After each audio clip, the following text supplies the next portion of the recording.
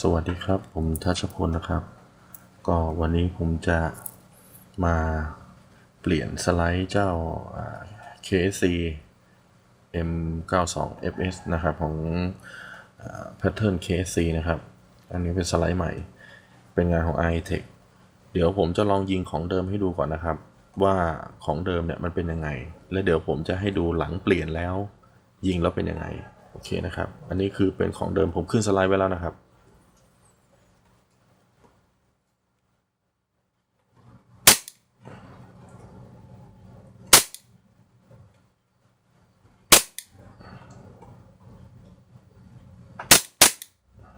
โอเคนะครับ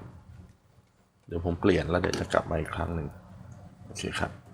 โอเคนะครับผมตอนนี้ก็ทำการเปลี่ยนสไลด์เรียบร้อยแล้วหนักมากคือเซฟนะครับปัญหาแรกที่เจอนะครับคือเซฟไม่สามารถเข้าได้นะครับเพราะเหลี่ยมมุมตรงลูกปืนของเขาเนี่ย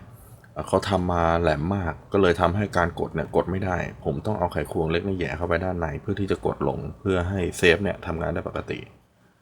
สไลด์ฟิตติ้งไม่ค่อยดีนะครับค่อนข้างหลวมท่อนอกค่อนข้างคลอนครับผมสปริงรีคอยล์เส้นโตกว่าเดิมเยอะครับแข็งกว่าเดิมเยอะเดี๋ยวจะลองยิงให้ดูนะครับ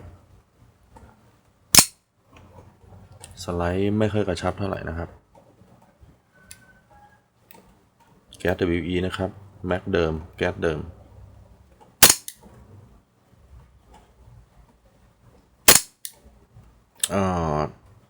รีคอยล์แน่นมากสถานเลย